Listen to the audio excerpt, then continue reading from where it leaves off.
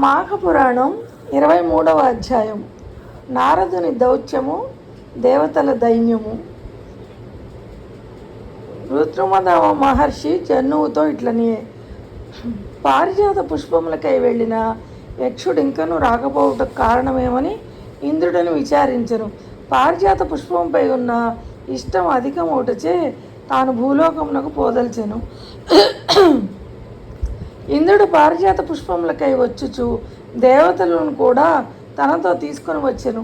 సువాసనలను విరజిమ్ముచున్న పారిజాత పుష్పములను చూసి ఇంద్రుడు దేవతలు మహోత్సాహంతో పారిజాత పుష్పములను కోసిరి. పారిజాత వృక్షమునే స్వర్గమునకు తీసుకుని పోదల్చిరి. ఆ మహోత్సాహంలో శ్రీహరి పూజా నిర్మాల్యము పాదములతో తొక్కి దాటిరి. ఫలితంగా దివ్య శక్తులను కోల్పోయిరి. శక్తి విహీనురైరి. ఇంద్రాదులు ఇంకనూ రాలేదని మరికొందరు దేవతలు వచ్చిరి. పారిజాత వృక్షమును పెకలింపదలిచి ఎత్తిరించిరి. శ్రీహరి నిర్మాల్యమును దాటుడిచే వారును శక్తిహీనులై పడి ఉండిరి. మరునాటి ఉద్యాటనమున సత్యజిత్తు తన తోటను చూడవచ్చును. అచట నిస్తేజులై నిలిచిన ఇంద్రాదులను చూసెను. వారి పరిస్థితికి ఆశ్చర్యమును విచారమును చెందెను. వారికి నమస్కరించెను. ఇంద్రాది దేవతలారా, మీరు మానవులమైన మాకంటే గొప్పవారు. ఇంతటి మీరు స్వల్ప ప్రయోజనమునకై ఇట్టి అకార్యమును ఎలా చేసిదిరి? మీరు నాకు తెలియకుండా పుష్పములను దొంగతనంగా తీసుకొని పోదల్చుట దోషము కాదా అని ప్రశ్నించెను. ఇంద్రాదులు సమాధానం చెప్పలేక తలలు వంచుకుంది. గరుగ్మంతుడు మొదలైన ఉత్తమ పక్షులు నేలపై ఉన్న మాంసమునకు ఆశపడి భూమిపై వాని అవమానమును చెందినట్లు మేమును పారిజాత పుష్పములకు ఆశపడి ధర్మము తప్పి దొంగిలించి ఇట్టి స్థితిని పొందితిమి. ఇకపై మా పరిస్థితి ఏమిటో ఎట్టిదో చెప్పుమని అడిగిరి. సత్యజిత్తు వారికేమీ సమాధానం చెప్పక తన ఆశ్రమమునకు పోయెను. ఇంద్రుడు మొదలగు వారు ఆహారం లేక దుఃఖపడుచు నచ్చటకు 11 దినములుండిరి. వారికి ఆ కాలమున అమృతాహారం లేదు. కామధేను ఇచ్చు మధుర క్షీరము లేదు. కల్పవృక్షము చింతామణి ఇచ్చినట్టు పుష్టికరములైన భక్ష్య భోజ్యములు లేవు. మిక్కిలి దీనులై ఉండిరి.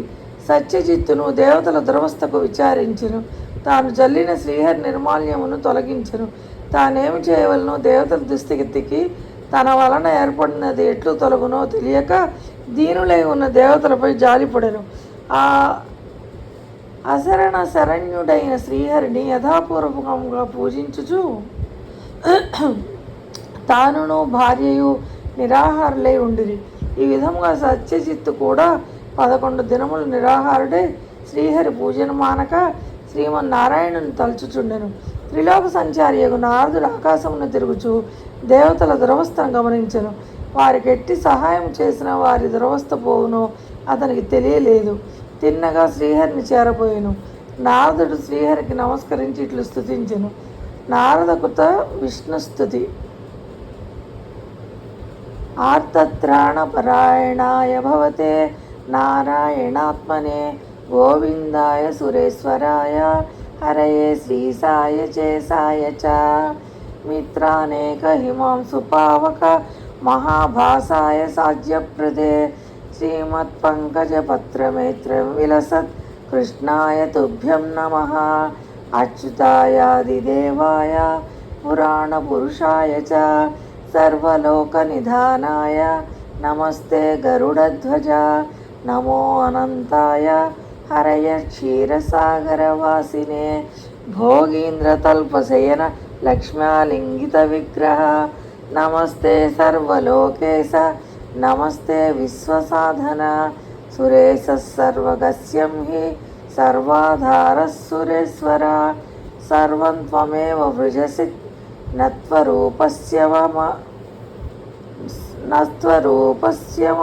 మమహి పురుషాభిగుణాధ్యక్ష గుణాతీత స్నాతనః పరబ్రహ్మసి విష్ణుస్యం బ్రహ్మసి భగవాన్ భవః సృష్టిస్థితిలయాదీనాం కర్తాత్వం పురుషోత్తమ త్రిగుణోసి గుణాధార శ్రీమూర్తిస్త్వం త్రయీరమః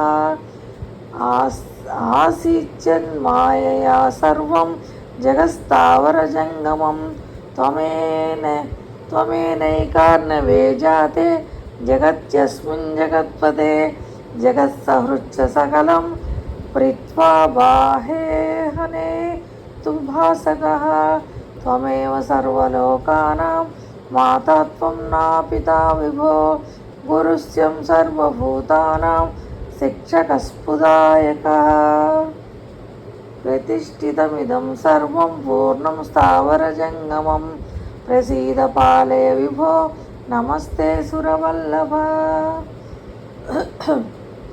నారదుని స్థుతిని విని సర్వజ్ఞుడు శ్రీహరి, ఏమీ ఎరుగని వాని వలె నారద, స్వాగతం. ఇప్పుడెందులకి స్థుతి? నీకేమి కావలేనో చెప్పుము. ఏమి చేసిన నీకు సుఖమోగునో అది ఎట్టిదైనను దేవాదులు సాధింపు జాలందైనను నీకు సమకూర్చేదని చెప్పుమని అడిగాను. నారదుడును తల వంచి, ఇంద్రాదులు చెడు పని చేసి ఆపద పాలేరి భూమి అందు పారిజాతమును వృక్షం ఒకటి కలదు. దాని పుష్పముల సౌందర్య సువాసనలకు విస్మితులై వాని ఎందు ఇష్టపడిరి. ఆ పుష్పములను ప్రతిదినము దొంగిలించుచుండిరి.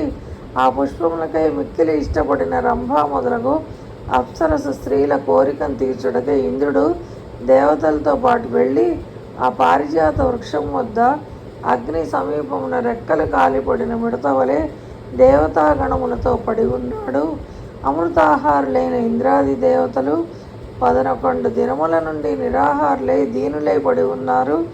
భగవాన్ శ్రీమన్నారాయణమూర్తి, నీవు ఇప్పుడు వారిని దయ ఉంచి రక్షింపవలేను అని నారదుడు కోరెను. మాఘపురాణం 23వ అధ్యాయం సంపూర్ణం.